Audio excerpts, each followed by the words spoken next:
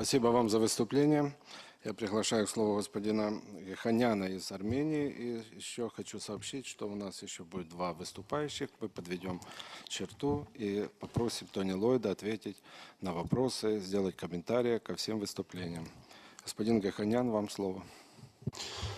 Уважаемые коллеги, полностью разделяя акценты, которые были изложены в блестящем докладе лорда Тони Ллойда, указывая на важность всех моментов, связанных с зеленой экономикой, хотелось бы обратить внимание коллег на следующий фактор.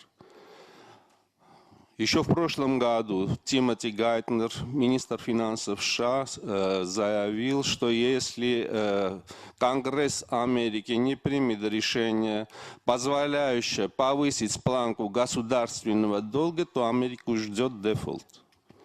Этому последовали обсуждения в Конгрессе, которые отклонили это, и лишь в июле, за 2 недели буквально до возможного технического дефолта, Сенат Америки таки принял соответствующее решение, что позволило американцам повысить планку долга на 2,4 триллиона долларов. Сейчас государственный долг США превышает государственный бюджет этой страны.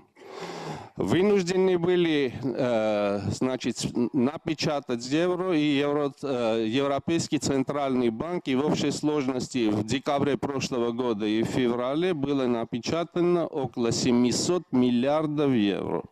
Я эти цифры привел лишь с тем, чтобы сказать, все те финансово-экономические мотивы, которые явились основой мирового финансового кризиса 2007, 2008, 2009 годов, они, к сожалению, не устранены. И мир очень возможно, что захлестнет вторая волна мирового финансово-экономического кризиса, так как причины и экономическая модель, которая породила этот кризис, не изменены. Очень бы хотелось, чтобы, воспользовавшись столь авторитетной аудиторией, какой является второй комитет, пригласить мировых экспертов, чтобы они дали исчерпывающую картину возможного хода развития событий в мировой экономике с целью выработки общей концепции по предотвращению кризиса. Эта проблема исключительно актуальна как для сильных экономик, крупных экономик, тем более для таких экономик, какой является экономика Армении. И хотелось бы напомнить, что те пороки, которые привели к греческому кризису, увы, они охватывают все большую территорию. В частности, государственный долг стран еврозоны уже составляет 87,5% от валового внутреннего продукта 17 стран еврозоны. Спасибо. Благодарю вас, господин Гехамян. Мы действительно все хотели бы знать ответ на тот вопрос, который вы поставили, озвучили. Благодарю вас. Я приглашаю к слову представителя Ирландии, господина Спринг, и попрошу подготовиться еще одного представителя Канады, господина Кестерн. И на этом мы закончим прения. Спасибо.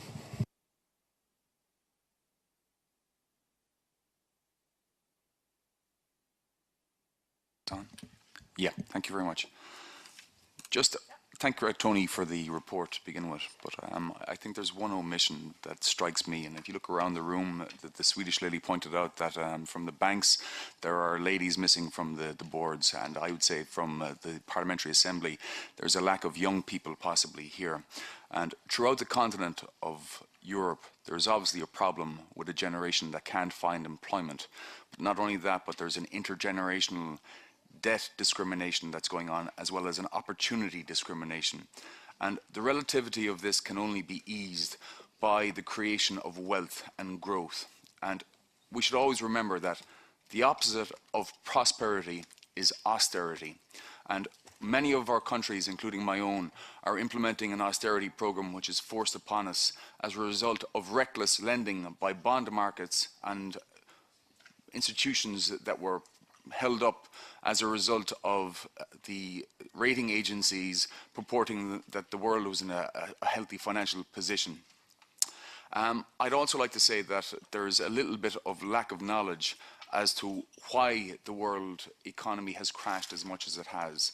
And for that generation, we can talk about education as being the format for them to achieve more for themselves again. But remember this, we are a continent that is the most educated continent in the world at the moment. And education alone is not the solution to this. We need to print money, and I'll say this to parliamentarians across the board here, whether they're from any part of Europe or any place else.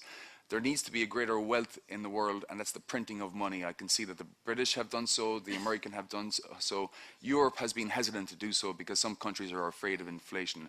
But unless there is a global stance on the quantitative easing and the relative problems becoming less substantial than they are right now, my generation are going to face enormous problems as we go forward, and could be the first generation in the developed world not to achieve as much as the generation that went before them. So I'd be encouraging people to consider this over the next few days. Thank you.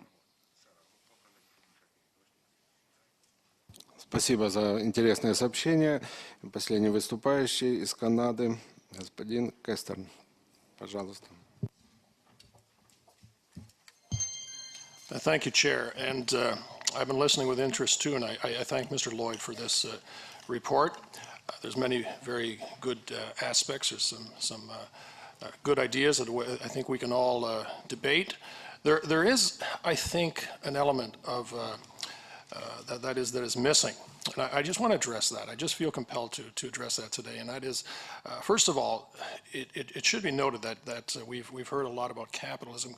Capitalism is a term that was coined by Karl Marx. I think we all agree that it's free markets that are the true definition of a free society. And it's free markets that we would all agree that we need to enhance. I see three essential elements in the free market thinking, and that is, number one, private property rights. Number two, as my colleague has said, a strong middle class. And finally three, unguided hand in the market movement. Now, I know we have a lot of great minds here. However, when we substitute the final point, the unguided hand, with central planning, we create the very problems that we're trying to correct. The world faces a credit crisis, and we have overspent, not just here in Europe, but back in my home country in Canada and the United States as well, too. I think we all acknowledge that. I see that we need to focus our attention on another element as well, too, and that is the need for smaller government, less regulation, and freer trade. These are key elements of a free market society. Thank you.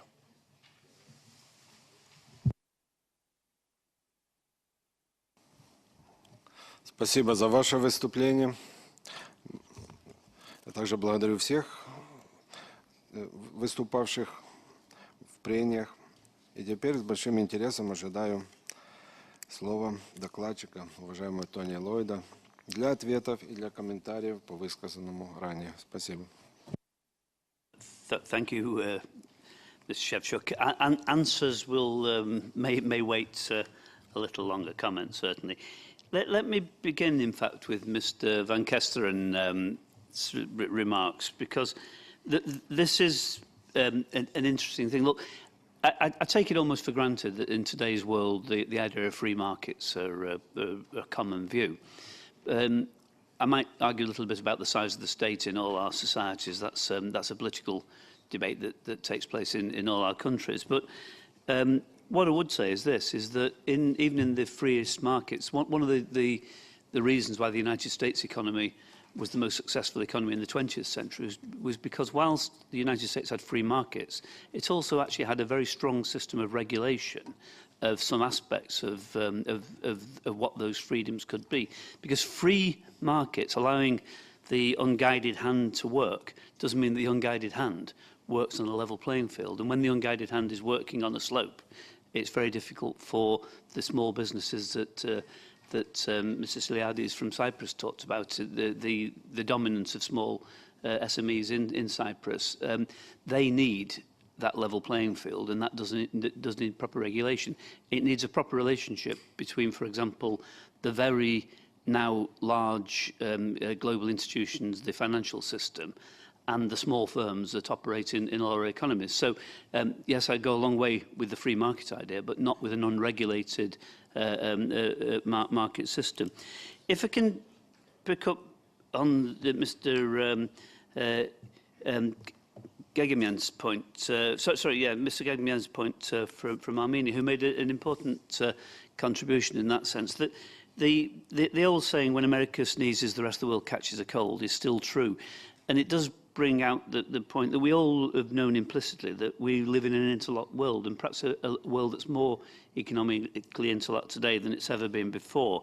And in that context, there is a possibility of a second global crisis. That's absolutely right, because some of the fundamentals of the global economy have not been restructured. But the reality is this, is that with the concentration on the masochistic policies of over-austerity, we produce what Mr. Spring defined for us, the capacity to write off a whole generation for time to come. And at least in part, we've got to get growth back into the global economy. Yes, of course, that is by looking at market mechanisms and letting those animal spirits, if you like, free themselves, but those animal spirits operating in a way that we can trust. Because one of the realities of the present system is it was created by the imbalance in the global economies and in different structural problems that existed. We know, and I think it was Mr. Smalling who talked about banks being outside of democratic control. Mr.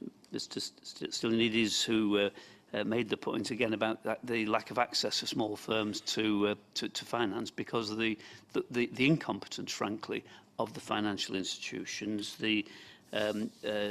Mrs. Barnett from Germany is very much the same thing, talking about the need to recognise that at the end of the day, yes, whilst we believe in market systems, Mrs. Barnett made a very strong point about the need for those market systems. We do also have to recognise that we trust those market systems as long as they deliver to people and for people, and not because we believe in faceless markets themselves. And we don't believe, in particular, I think most of us, in the casino type of mentality that allowed the fixing of the LIBOR rates in my own country by some of our banks, the growth of Lehman Brothers and the unacceptable practices that they were involved in, the bundling of all manners of debt that owed nothing to economic value adding, but owed an awful lot to speculation by individuals who were empowered without proper regulation to do those things. I could run through every contribution, but let me simply say this. I mean, I think this is a very powerful debate. There's an awful lot of common ground, but there are some differences. To both Mr. Spring and Ms. Green from Sweden, we will discuss the amendments later on about the role of women. But let me also say this. I think one of the problems in very much in global finance, but in some other industries has been the dominance. Yes, it happens to be a male culture, and the sight of traders shouting about fixing interest rates in the floors of the trading houses in Britain is a very male, testosterone-filled activity, and possibly had there been more women there, it would have made a difference. But I think in any case, there is a strong argument about diversity. If we want to break the cultures that have dominated and have had, in some cases, disastrous impact, we do need to encourage the role of women, but also the role of others to come from non-traditional backgrounds into our industries and all the rest. Because if our economy is to serve the needs of all our people, we need, amongst our minority communities, to see the growth of, in my own country, of businesses run by black people, industries run by people from non-traditional backgrounds, and that's an important step forward for us all. The couple of comments to Mr. Akhmetov from Kazakhstan, and to an extent to Mr. Ibrahimov from Azerbaijan. You're both in the happy position, a little bit like Canada, where with a resource-rich country, that you've seen spectacular economic progress, even at a time when the global economy has been weakened. But of course, like everything, the opportunity cost. of a shrinking global economy is it really does matter. It's what you can't do, what you could have done more of, that makes a real difference. And this in that sense, touches very much onto Ms. Turmel's point from Canada, because when she made the point about the Canadian situation, yes, Canada has done well, but she's quite right to point out that in a world where there's economic stresses and strains, those have a human impact. Sometimes it can be beneficial, migration into Canada, people who want to come work and live and enrich the Canadian culture. Canada has accepted enormous numbers of migrants from many parts of the world in recent times, but there are strains and pressures of absorption of people into any society if it's done without a proper structure, without the resource base to welcome those new migrants properly and to make sure they have the education and training that makes them full citizens, not just in a legal sense, but in a properly participative sense. And of course, those things apply across the world. I also think the point raised by Hedy Fry was an important one about in the modern world, if the human capital is amongst the most key resources, that resource raiding by those with economic power is actually a dangerous thing. It may work in the short run. And Mr. Shevchuk, perhaps one minor level of disagreement, because yes, I do agree with you, the DNA is there forever, but unless there is the capacity to continue to train and retrain, actually the exporting of human capital can be very expensive for a society. And countries like my own, which have traditionally absorbed new migrants, do very well out of that. But we have perhaps left holes and gaps in other parts of the world where my country has benefited.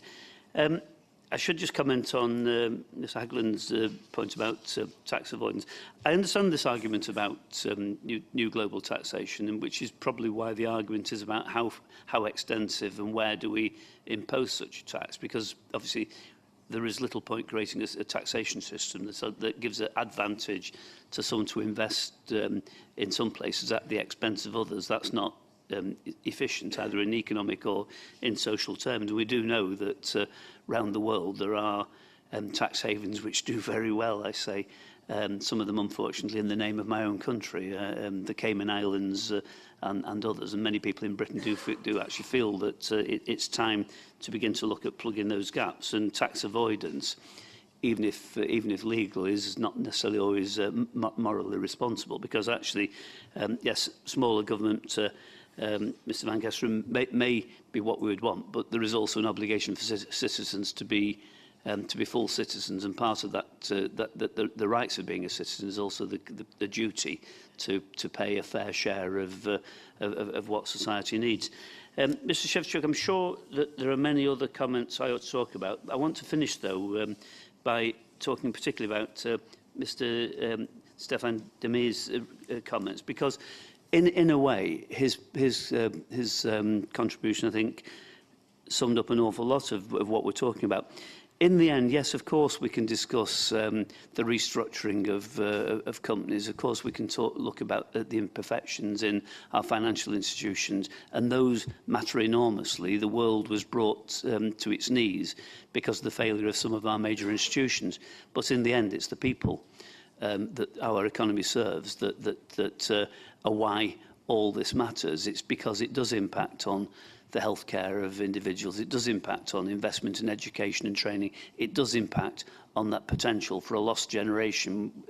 And when we do look at those figures, 50% of young people in Greece or Spain facing unemployment, 50% of young people in Greece and Spain being told that they have no future in those societies is not simply an unacceptable mix. It's a mix so potently dangerous that we, as politicians, have a duty and a responsibility to make sure that however and wherever the debate about economic management goes, no politician in the modern world can ever again say it's not a political issue. It's central to everything we do as politicians, everything we want to do in protecting individual freedoms, protecting strong political institutions does depend on having enough economic stability to say to all our people, you're equal and active citizens, you have an equal and active future. And that future is one that, at least in part, says that there is a place for you in the workforce, there's a place for you in the long term of the nation's economic structures. Without that, frankly, we face a disastrous future. It is a lost generation.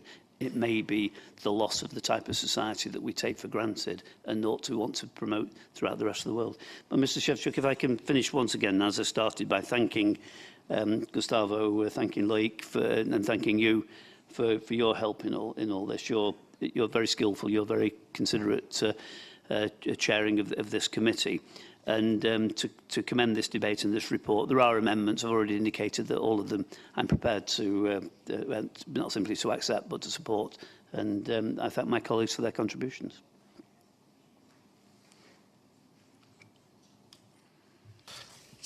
Спасибо, Тони Ллойд. Мы все с большим интересом слушали ваши комментарии. Сейчас я хочу посоветоваться, уважаемые коллеги. У нас есть время. И, в принципе, мы бы могли рассмотреть все поправки, их 14, за 1,5 минуты приблизительно на каждую поправку. Но я думаю, что это будет неправильно. Во-первых, мы бы хотели, чтобы каждый автор поправок имел время и возможность обосновать свое видение в этом важном вопросе. И, во-вторых, мы бы хотели продлить это удовольствие слушать нашего докладчика. Поэтому я предлагаю, уважаемые коллеги, чтобы мы завершили сегодня работу обсуждением доклада, а завтра в 9:30 перешли к рассмотрению поправок и проекту резолюции. Есть возражения? Пожалуйста. Mr. President, Peter Bottomley from United Kingdom. I have no objection to your proposal. I'm getting old and my memory is going. Did I hear the excellent rapporteur say that he was prepared to accept the amendments? If that is the case, whether we have it today or on the next session is unimportant, but it will let us relax a little bit.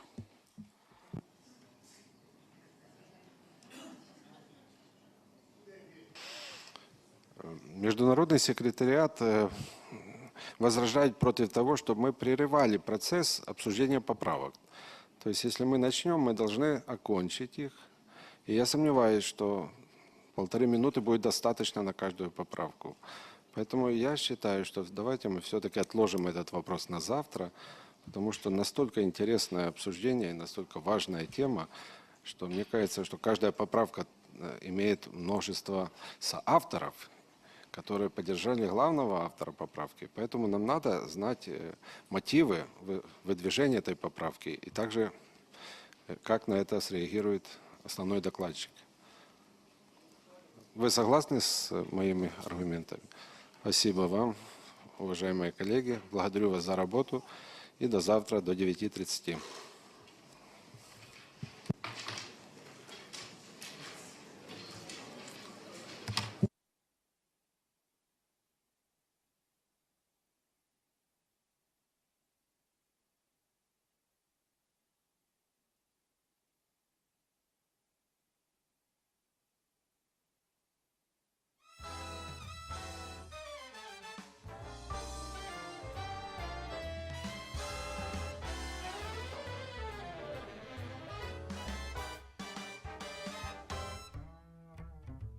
I heat up, I can't cool down.